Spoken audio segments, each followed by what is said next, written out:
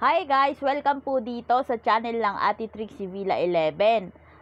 Bibigyan ko lang po ng opinion at reaksyon ang tungkol po sa kumakalat na fake news na pinakalat po ng mga DDS na bayaran at ng mga vlogger po na gusto lang ay makapanira sa ating Pangulo. Kagaya po ni Maharlika, Jason sa, ayan po, shout out po sa kanila. Fake news po ang kanilang mga pinapakalat na ang sabi po ay na-ospital ang ating Pangulong BBM at nag-aagaw buhay na. Tuwang-tuwa po sila sa kanilang ginawang fake news. Pero ang totoo po ay hindi po na-ospital ang ating Pangulo at buhay na buhay po ang ating Pangulo. Kung mapapanood nyo po ang pahayag ng ating Pangulo, ito po, panoorin po natin ang kanyang mga sinabi na marami daw pong tumawag sa kanya ng mga kaibigan dahil po sa fake news na pinakalat nila. Panoorin po natin, ito po. Nasaan? Umikot po yung mga salib sa amin na kayo daw po in hospital. May sakit. Andito. How is your state of health, sir? Because lumabas yung report. Yan ang kailangan ninyong tignan. Do I look sick? Yan ang kailangan natin bantayan. Mga fake news na ganyan. Huwag kayong naniniwala unless it comes from a credible source. Tama, ang dami kong kaibigan tumawag sa akin, okay ka ba? Okay ka ba? Wala, kalukuhan lang yan. You were in the palace sa bahay niyo kahapon, sir?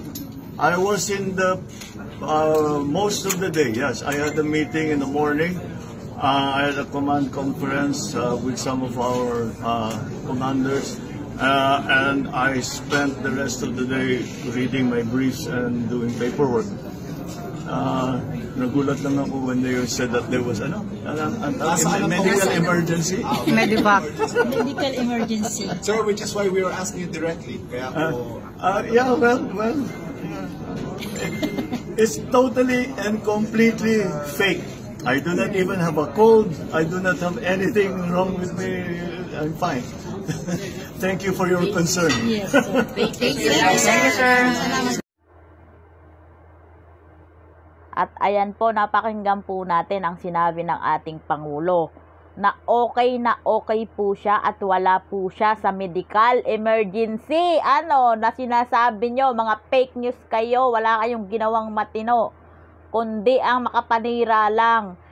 Ang toxic talaga ng mga pag-iisip nyo, palibhasa kasi mga bayaran kayo, ayan. Wala na kayong ginawa, kundi ang manira sa gobyerno, ang manira sa Pangulo. Tigil-tigilan nyo yan. At ayan po, dapat po tayo ay magkaisa at wag po natin ipakalat ang mga fake news. Tayong mga Pilipino po dapat ay suportahan ng ating Pangulo. Hindi po yung puro fake news ang ginagawa ng mga hinayupak na to. Nako, nanggigigil ako sa inyo.